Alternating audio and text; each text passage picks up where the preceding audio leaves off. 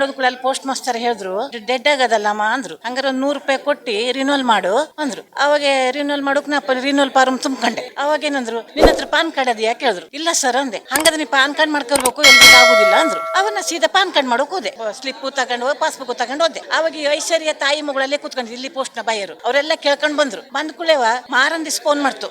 ನಮ್ ಪಾಸ್ಬುಕ್ ನಮ್ ಹಳ್ಕರ್ದಲ್ಲಿ ಮಾಡಿ ಪಾಸ್ಬುಕ್ ಅಲ್ಲೆಂತ ತಗೊಂಡೋಗಿದೆ ನೀನು, ನಾ ಮಾಡ್ಕೊಡುದಿಲ್ಲ ಆಗಿತ್ತು. ನಂಗೆ ಜೋರ್ ಮಾಡ್ತು ಬಾಯ್ ಬಂದಂಗೆ. ಅಲ್ಲ ಬೈಯರೆ, ನಂಗೆ ಅದ್ರ ಬಗ್ಗೆ ಗೊತ್ತಿಲ್ಲ ಅಂದೆ. ಆಯ್ತು ನಾಳೆ ತಗೋಬತ್ತೆ ಅಂದೆ. ನಾನು ನಾಳೆ ತಗೋಬಾ, ನಾ ಮಾಡ್ತೆ ನಿಮ್ಗೆ ಆರ್ಡಿಗೆ ಎಪ್ಪಡಿಗೆ ಕಳಿಸ್ತೆ, ಇದೆ ಎಪ್ಪಡಿನೂ ಮಾಡ್ಕೊಡ್ತೆ ಮತ್ತೆ ಬಡ್ಡಿನೂ ಹಾಕ್ಸ್ಕೊಡ್ತೆ ಅಂತ. ನಾ 20 ಏಪ್ರಿಲ್ 26 ಕೊಟ್ಟೆ ಪಾಸ್ಬುಕ್ ತಂದಿ. ಅವಾಗ 5 ಸೈಜ್ ಮಾಡಿಸ್ಕೊಂತು ಫಾರಮ್ ಮೇಲೆ ಸಹಿ ಹಾಕೊಟ್ಟೆ. ನಂಗೆ ಇಂಗ್ಲಿಷ್ ಸರ್ ಓದಕ್ ಬರೋದು, ಕನ್ನಡ ಅಷ್ಟೇ ಬರೋದು. ಅವಾಗ ನಾನು ಸಹಿ ಹಾಕೊಟ್ಟೆ. ಹಂಗಾದ್ರೆ ಬತ್ತೆ ಅನ್ಕೊಂಡು ಹೋದೆ. ಹಂಗಾರೆ Aadhaar card PAN card xerox ಬಂದ್ ಕೂಡ ಕೊಡು ಅಂತು. 28ನೇ ತಾರೀಕಿಗೆ ಪಾನ್ ಕಾರ್ಡ್ ಬಂತು.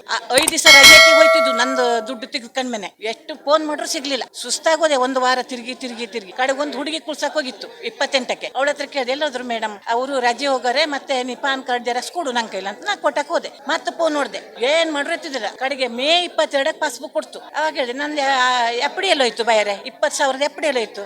ಎಲ್ಲಿ ಎಪ್ಪಡಿ, ನೀನೇ ತಗೊಂಡೋಗಿದ್ದೆ ಹಣ ಅನ್ನಂಗ್ ಬಾಯಿ ಬಂದಂಗ್ ಜೋರ್ ಮಾಡ್ತು. ಅವಾಗ ನಂಗೆ ದುಃಖ ಬಂದೋಯ್ತು ಸರ್. ನಂದು 10 ವರ್ಷದಿಂದ ಹಣ ಅದು ಪಾಸ್ಬುಕ್. ದುಃಖ ಬಂದ್ ಕೂಡಲೇ ನಮ್ಮ ಯಜಮಾನ್ರ ಕೈಲಿ ಹೋಗೋದು, ಈ ತರ ಮಾಡ್ತಾರೆ, ನೀವು ಹೆಡ್ ಆಫೀಸಿಗೆ ಹೋಗೋಣ. ಹೆಡ್ ಆಫೀಸಿಗೆ ಹೋಗಿ ಅರ್ಜಿ ಕೊಟ್ಟೆ ನಾನು. ಅವ್ರು ನಿನ್ನೆ ಬಂದು ಚೆಕಿಂಗ್ ಮಾಡ್ಕೊಂಡು ಹೋಗಾರೆ. ನನ್ನ ಮೋಸದಿಂದ ಸಹಿ ತಗೊಂಡು ಹಣ ತಗೊಂಡದ್ದು 20,000.